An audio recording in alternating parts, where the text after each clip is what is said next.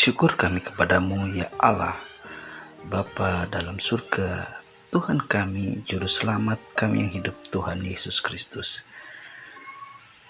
Kali ini ya Bapa, kami mohon penyertaan-Mu agar apa yang kami sampaikan hanyalah untuk melayani dan kemuliaan nama Tuhan Yesus. Kiranya dalam tayangan yang kami layankan ini bisa menjadi berkat buat para penontonnya. Berikan mereka semua dan kami semua kesehatan, kekuatan dari Tuhan Yesus Kristus. Di dalam nama Tuhan Yesus Kristus. Haleluya. Amin. Oke, selamat ketemu kembali. Salam sehat, salam sejahtera.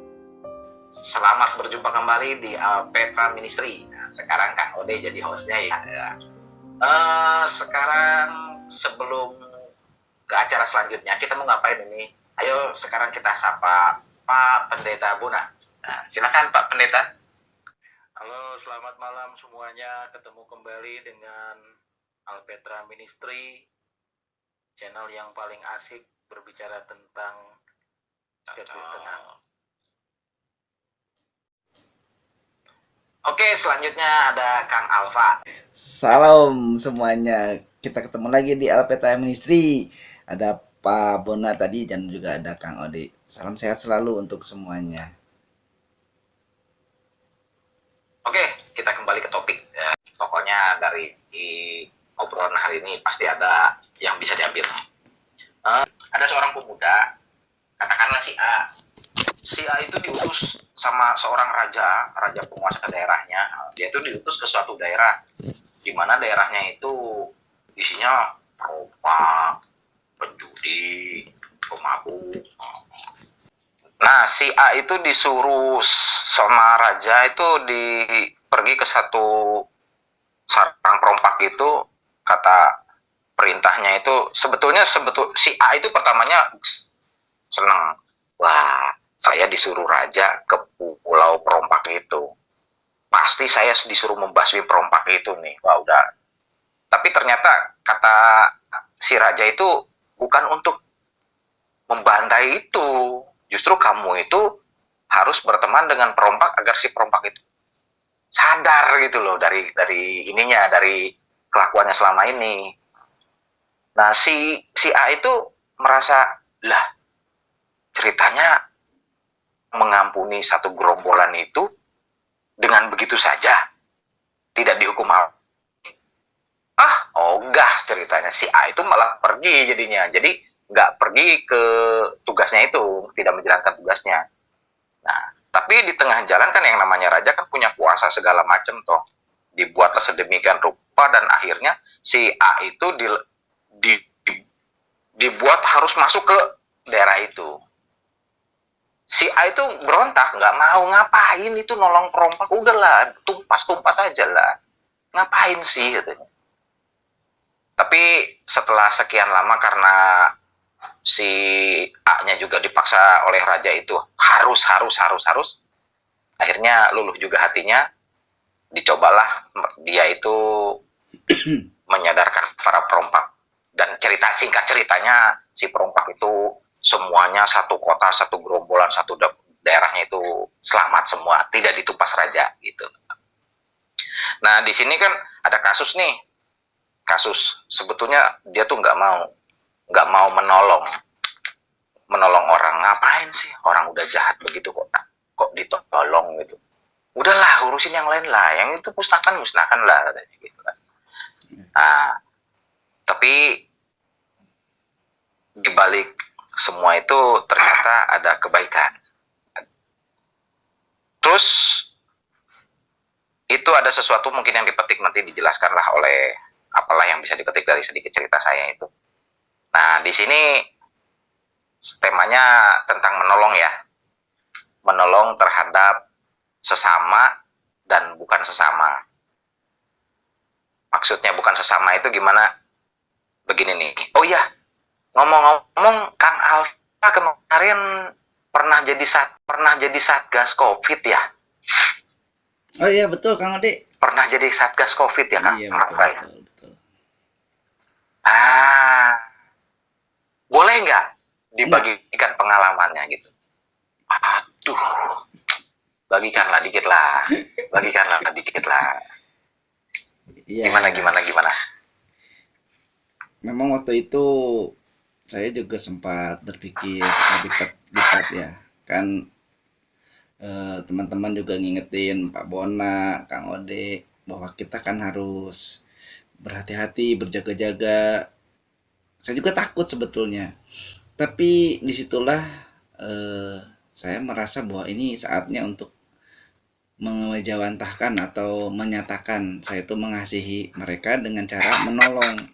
Ya saya berusaha untuk menolong mereka sebisa saya gitu.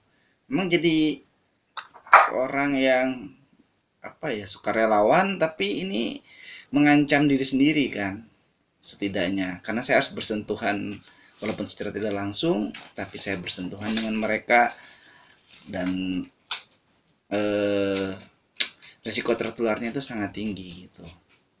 Tapi kembali lagi saya cuma bisa berdoa sama Tuhan Yesus supaya ketika saya menolong mereka betul-betul merasakan pertolongan sesuai dengan yang dibutuhkan sama mereka gitu. Itu aja sih Kang Ode. Terus kemarin tugasnya Kang Alfa tuh apa aja sih? Saya tuh selain melakukan penyemprotan disinfektan secara rutin, terus juga membantu mereka yang terkena, yang isoman di rumah, kan mereka butuh makan, butuh minum, mereka membutuhkan kebutuhan sehari-hari. Nah saya kan dimintai tolong untuk memberikan ke mereka gitu, misalnya nasi bungkus atau apa, kan saya kasih ke mereka gitu. Ya kadang di pagar rumahnya, tapi kan kadang kalau dia sendiri di rumah itu kan mungkin dia juga kesel di rumahnya, kadang dia ada di teras, ya saya kasihkan aja sama orangnya gitu, dan saya menghibur mereka gitu, menolong mereka untuk meningkatkan imunnya sendiri gitu. Malum kan di LPT Ministry pada pelawak semua, jadi ya puji Tuhan lah mereka cepat sembuhnya gitu. Kadang-kadang saya cuci ambulan juga yang habis dipakai sama pasien, saya cuci ambulan itu bareng-bareng gitu. Ya banyak hal lah yang bisa membuat saya mundur untuk menolong. Ngapain saya nolong orang yang istilahnya lagi kena virus kan? Itu. Waduh, bisa-bisa saya kena. Terus kalau kita lagi podcast kan atau ngobrol gitu, Pak Pendeta Bona, Kang Ode ngingetin, waduh bahaya tuh, jangan, hati-hati, protokol kesehatan dijaga gitu. Makanya saya pakai masker, pakai kacamata, ya kan, sarung tangan, sarung kaki gitu, pakai jas hujan karena nggak ada baju apa namanya tuh, baju apa deh, Baju apa ya? Baju astronot itu ya?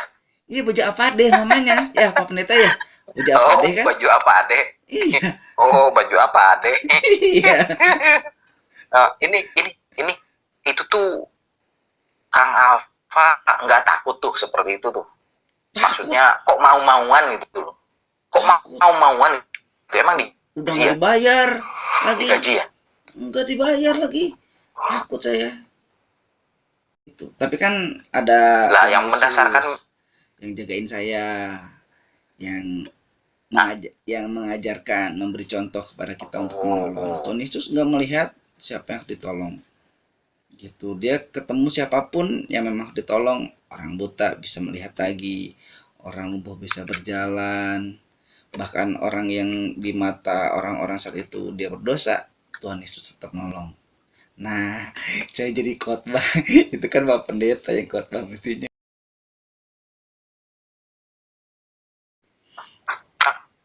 Sekarang ke Pak Bona ya. Sebentar ke Pak Bona ya. Pak Bona, menurut Pak Bona sendiri gimana tuh? Ya, kalau dalam hemat saya bahwa yang dilakukan itu memang membutuhkan percaya diri yang tinggi, itu yang pertama. Yang kedua, siap dengan segala resiko yang harus dihadapi tuh.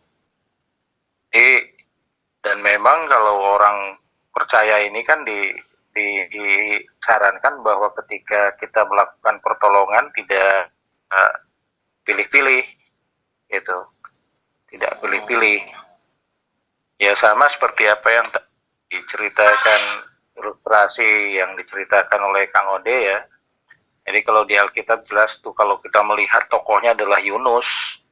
Yunus ketika diutus ke Niniwe, dia nggak mau, malah dia lari ke Tarsis gitu. Tapi Tuhan bikin dia balik ke Niniwe. Walaupun setelah dia sampai di Niniwe pun ya dia masih tetap tidak mau. Tapi Tuhan menentukan segala sesuatunya. Bahwa Niniwe yang sebejat itu, Tuhan bisa bikin mereka bertobat. Nah, kalau misalkan Yunus tidak mau diutus ke sana, dia sudah tahu resikonya seperti apa. Nah, sekarang ada satu hal yang berbeda dengan apa yang dilakukan oleh Pak Alpa pada saat ini, pada saat kemarin ketika menjadi Satgas COVID. Ya, konsekuensi yang harus ditanggung kan sudah diketahui. Iya. Gitu. Iya. Bahkan mungkin yang pertama jelas pasti terpapar, ya, terpapar. Iya. Gitu. Dan walaupun dalam artian dengan perjalanan waktu kita bisa memahami bagaimana sih sebenarnya situasi dan kondisi dari COVID ini, gitu kan.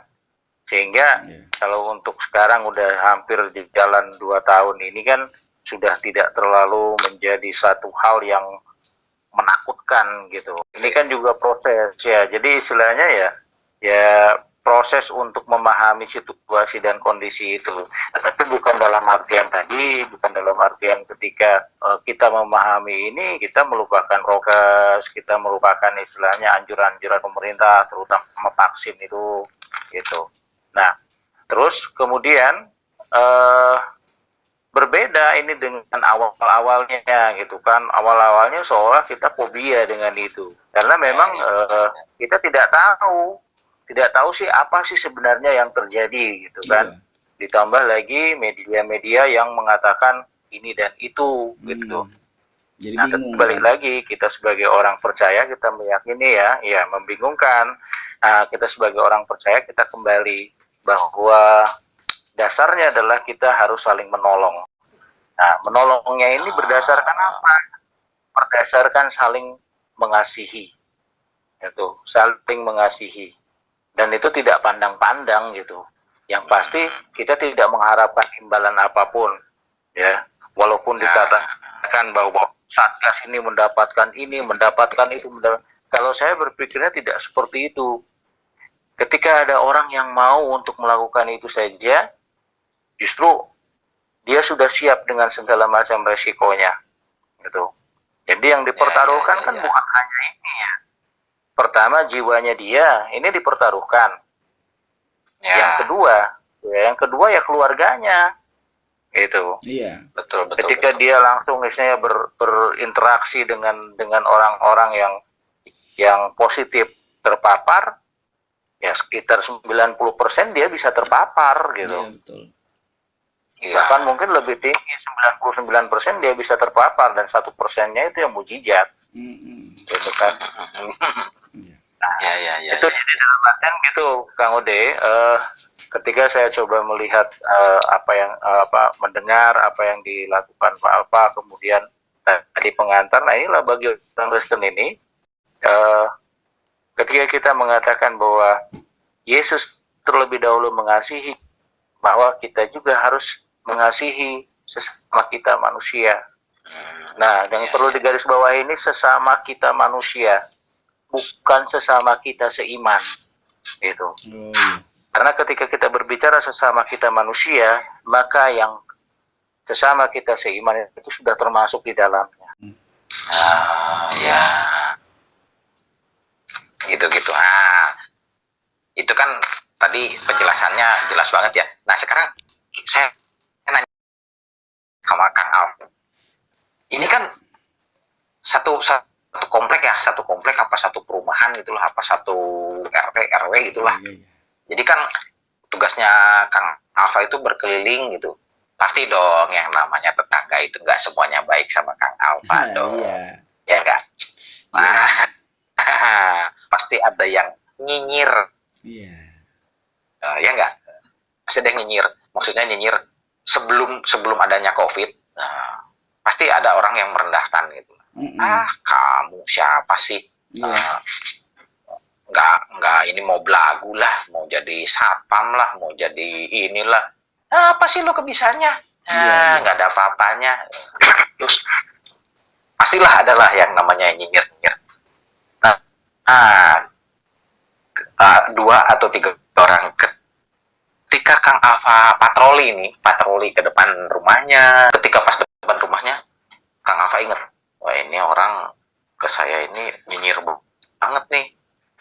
Sedangkan saya tuh sama Pak RT harus bilang, tuh datengin rumah itu, nih kasih bantuan misalnya kan, barangkali dia perlu apa-apa. Terus sebagai manusia yang biasa sehari-harinya dinyinyirin sama itu orang, nah itu gimana tuh? Iya, sebagai manusia pasti marah lah. Bohong saya kalau nggak marah, ya nggak. Tapi saya ingat bahwa Tuhan ngajarin kita marah jangan sampai menjadi dosa. Gitu ya Pak Pendeta ya, gitu kan? Jadi kalau kita marah jangan sampai jadi dosa. Jadi saya marah tapi marahnya terus gini nggak? Terus gini? Gitu. Saya nggak benci dia. Saya tetap tolong Bisa. dia. Setelah ditolong ataupun sebelum ditolong dia berubah sikapnya atau tadinya jahat terus misalnya jadi baik ya, atau tadinya judes jadi senyum, saya nggak masalahin itu. Saya tidak pernah memikirkan timbal balik dari apa yang saya perbuat untuk mereka, karena firman Tuhan juga bilang perbuatlah kepada orang lain seperti orang lain ingin perbuat kepadamu. Itu mah urusannya Pak Pendeta lah, saya mah pokoknya gitu aja lah. Jadi malu lah. Enggak kan, ini kan nanya, yang namanya Satgas juga manusia, punya hati, punya gitu loh. Jadi iya, ya Pak Pendeta juga jadi pendeta, ada yang suka ada yang enggak ya Pak Pendeta ya. Kalau pendeta itu marah masuk surga tetap. Beda kalau Satgas. Tuh, ketawa dia. Wah, enak dia.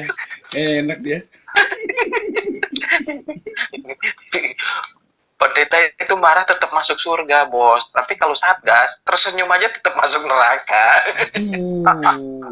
Gimana itu? Waduh. Gini loh, kalau Satgas tersenyum gimana gitu, ntar orang bilang, mau jilat baik-baik. Wah, pokoknya kalau dimasukin ke hati mati gitulah, udah nggak usah dipikirin lah. Bener gak Pak Pendeta? Kalau Satgas kan begitu, biar senyum baik nih, ngasih beras buat ini. Mau jilat nih ya katanya. Iya, kadang ngasih gini. Saya biasa makan nasinya nasi ini. Iya, sebetulnya gini Kang Ode, kita ini sama di hadapan Tuhan semuanya. Malah mungkin yang lebih berat ini bebannya sebagai pendeta ya. Karena pendeta ini harus memang mengajarkan kebenaran. Nah, orang yang mengajar ini kan justru lebih dulu tahu kan. Lebih dulu tahu tentang kebenaran. Sementara yang diajarkan ini mungkin pengalamannya lebih banyak daripada Pak Pendeta. Dalam artian dia mungkin lebih apa istilahnya lebih lama menarik napas gitu kan daripada Pak Pendeta gitu kan. Nah itu juga merupakan satu kesulitan gitu. Nah cuman kan Paulus bilang juga sama Timotius, jangan istilahnya karena kamu muda kamu tidak berani untuk tampil menjadi pemimpin kan gitu. Nah itulah yang bekalnya. Tapi kan istilahnya kalau tata krama istilahnya unggah-ungguhnya, kalau orang Jawa bilang seperti itu kan memang harus dijaga gitu kan. Istilahnya ya tetap aja bagaimana kita berhadapan dengan orang tua, bagaimana dengan ini gitu kan, dengan sebaya, bagaimana dengan anak-anak gitu. Nah, tapi di luar itu apa yang saya inikan dari apa yang dilakukan oleh Pak Alfa ya memang eh, prinsip dari pastoral memang sudah dijalankan di situ gitu. Jadi dalam Pastoral tuh Kang Ode. pendampingan secara langsung itu. Jadi dalam artian kalau saya selama pandemi ini pendamping memang ada yang langsung, ada yang tidak langsung dalam artian melalui sarana seperti ini gitu kan, melalui media sosial. Tetapi ada yang langsung saya juga bisa datang ke tempatnya. Jadi kan saya sudah katakan bahwa di bagian-bagian yang dulu bahwa memang sisi daripada pastoral ini adalah bagaimana kita bisa baik melalui media atau baik secara langsung berhadapan itu online ataupun offline itu ya bisa saja menjadi sarana untuk melakukan pastoral gitu kan. Nah ini dan mungkin ini yang juga bisa saja belum dimengerti oleh mereka ketika misalkan Pak Alfa menjadi satgas kan, berarti dalam artian mau tidak mau dia berhadapan langsung dengan mereka. Nah akhirnya yang tadi dibilang Kang Ode tadi, oh mau cari muka lah, mau menjilat lah gitu. Padahal memang itu tugas gitu. Apalagi gitu, istilahnya sedikitnya tahu gitu ya. Termasuk saya juga sedikitnya tahu tentang bagaimana prinsip-prinsip pendampingan pastoral gitu. Saya bingung sama yang cari muka itu ya. Padahal dia diciptain tuh pakai muka kan, ada mukanya gitu. Tapi ngapain nyari-nyari muka ya?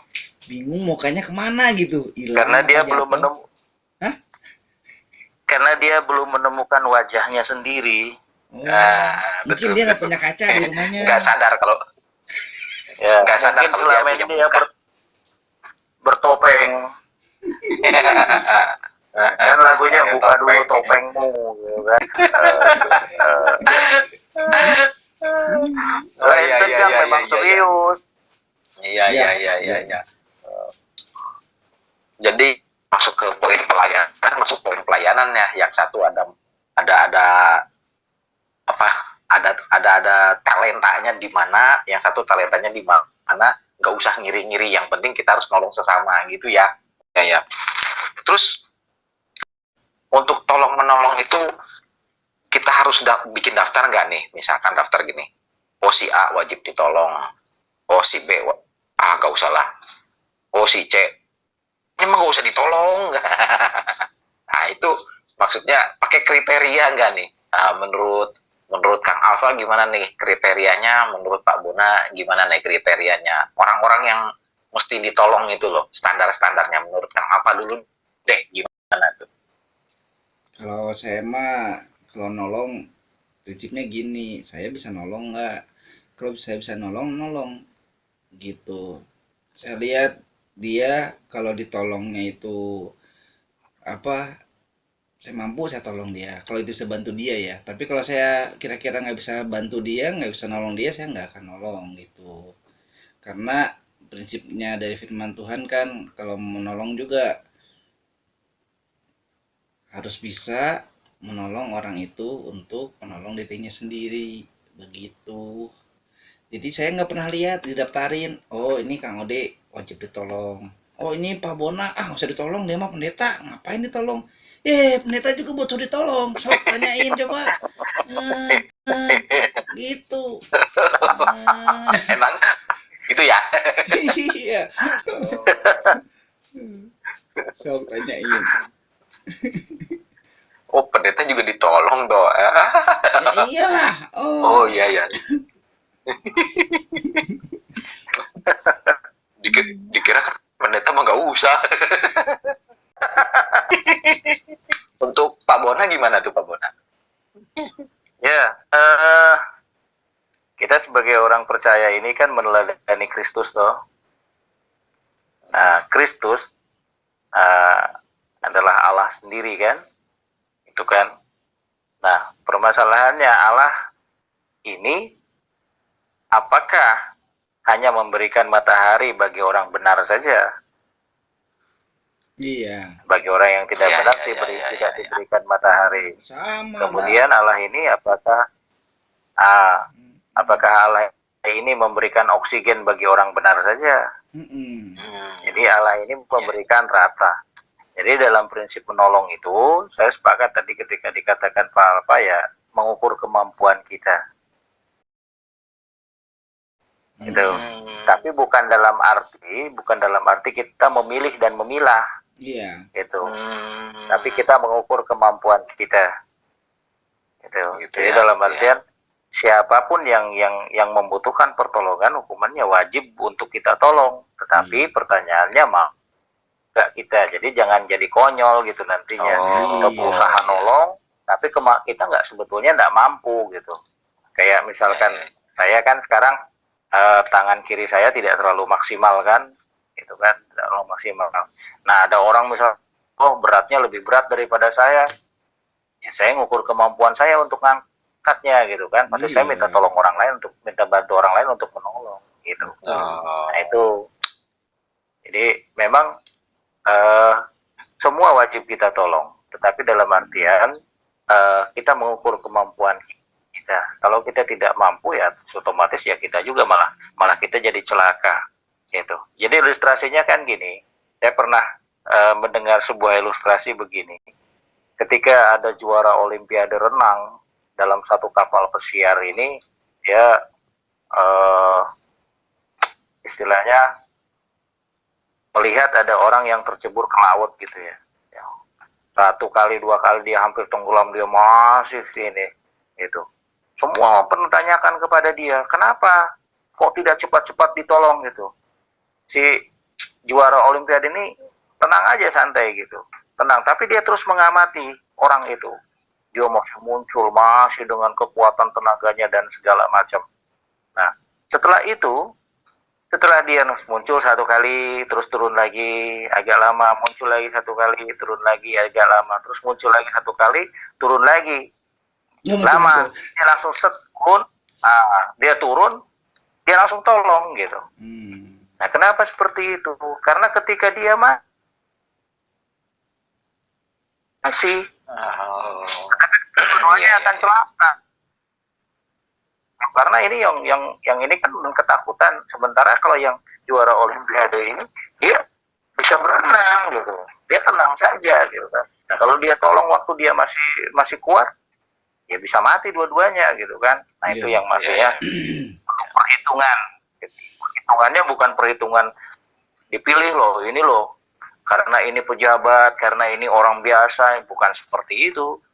Tetapi kita untuk menolong mereka. Gitu. Kita harus kuat dulu nih, kita bisa dulu, kita tahu kemampuan kita untuk menolong, kita bisa nolong baru menolong. Bukannya nggak mau nolong, tadi Pak Bona juga bilang gitu kan. Kan ada bahasa Jerman pepatahnya tuh Pak Bona. Kamu deh lir nulungan anjing kecepet. Nah, kan bahaya. Itu ada istilah itu nih. Tapi sebelum ini yang barusan itu mau tanya sedikit nih. Tapi sebelumnya lanjut, kita lihat dulu cuplikan foto-fotonya Kang Alfa waktu tugas kemarin ya. Oke? Terus siang-siang pakai jas hujan. Kenapa? Tuh. Mau main air. Dadah. Kang Alfa bilang katanya ada pepatah orang Sunda itu jangan sampai nolong anjing kejepit. Jerman.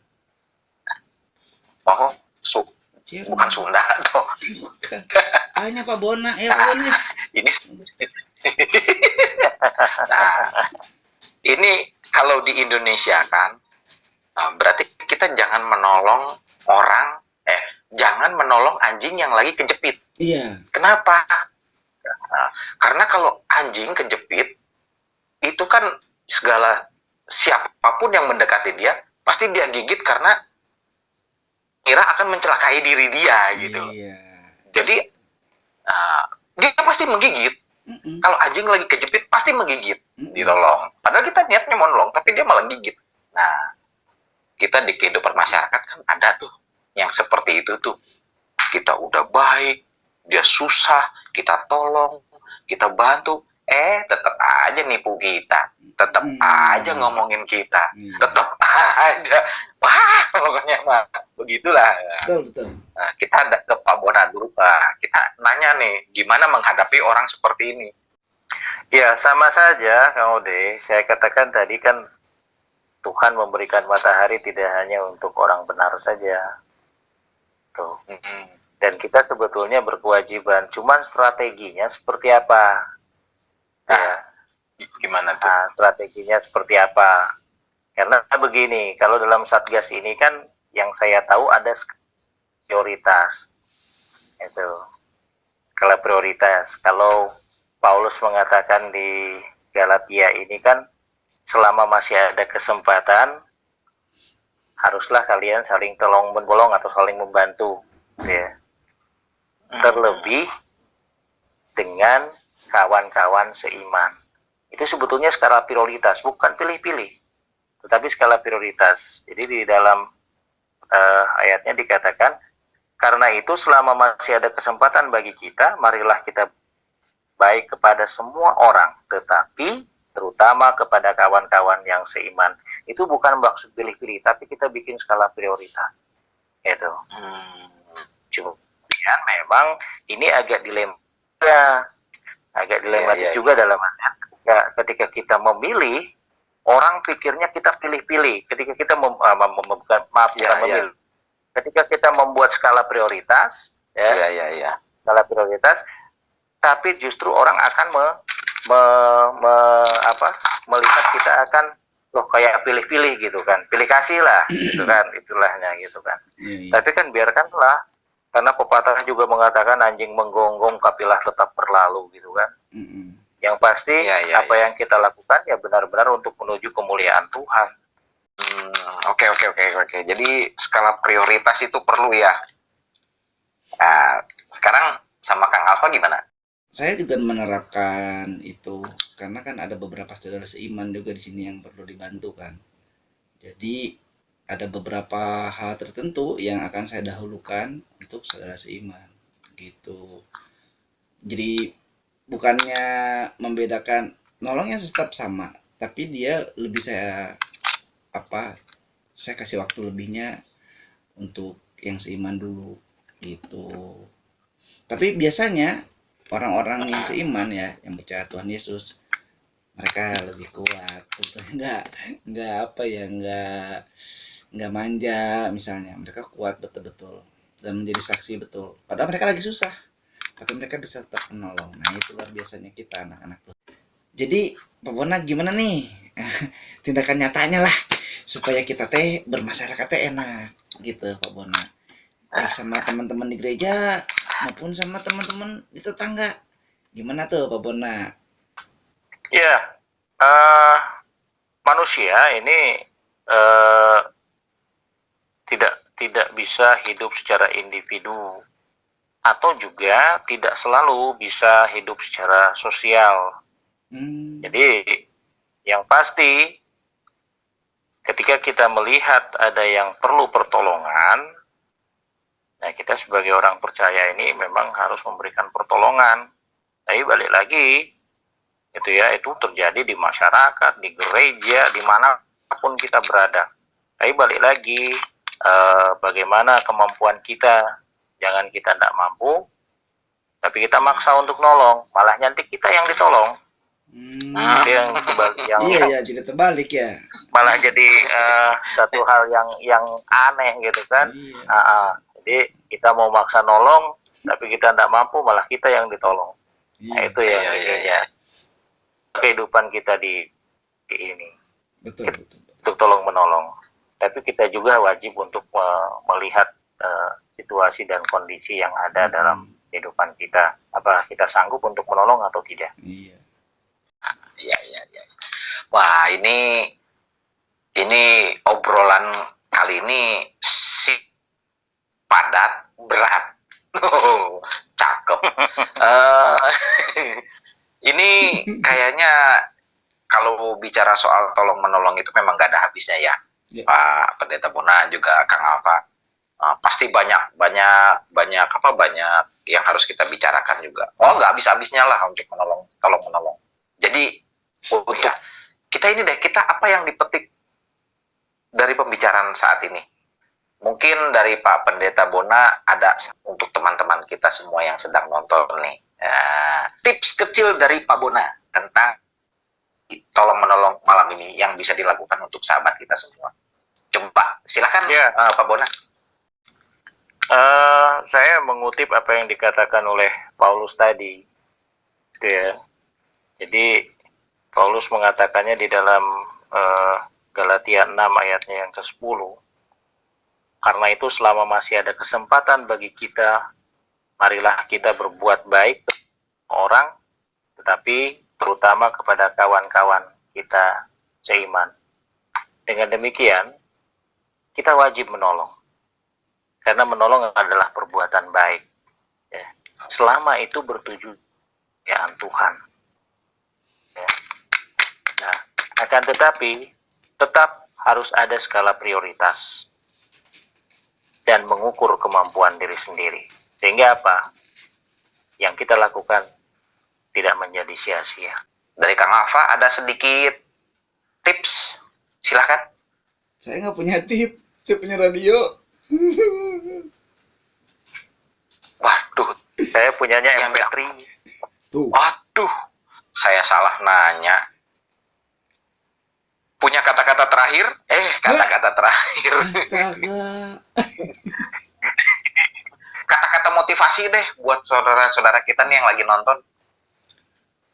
Menolonglah seperti yang dikatakan firman Tuhan. Ya, kalau saya secara pribadi, saya menolong ketika saya dimampukan oleh Tuhan Yesus, maka saya menolong. Kalau saya tidak dimampukan Tuhan Yesus, saya tidak bisa menolong.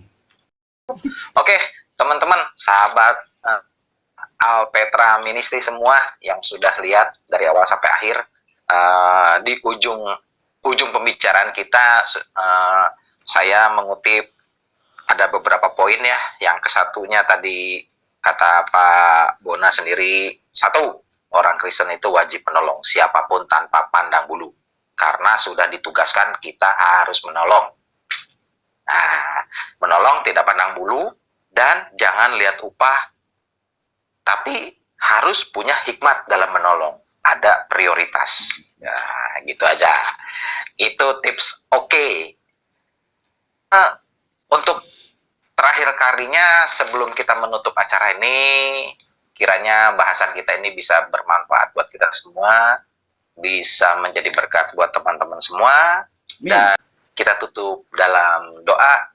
Oke sahabat semua, sampai jumpa lagi di lain kesempatan di acara yang makin meriah dan seru. Tuhan Yesus memberkati. Sampai ketemu lagi di tayangan lainnya. Tuhan Yesus memberkati. Allah Bapa dalam surga, kami bersyukur karena apa yang telah kami lakukan pada hari ini, kiranya bisa menjadi berkat buat semua jemaat-Mu, semua orang percaya yang telah menyaksikan tayangan ini. Biarlah apa yang kami sajikan bisa menjadi kemuliaan nama Tuhan Yesus Kristus. Berkati para hamba Tuhan yang melayani, Bapak Pendeta Bona dan juga Bapak Hari Ode, serta semua pelayan Tuhan yang ada di Alpetra Ministry. Berkati semua orang yang sudah menonton. Biarlah kesehatan, kekuatan, penghiburan dari Tuhan Yesus Kristus menyertai kami sekalian. Terima kasih Tuhan Yesus Kristus. Dalam nama Tuhan Yesus kami berdoa. Amin.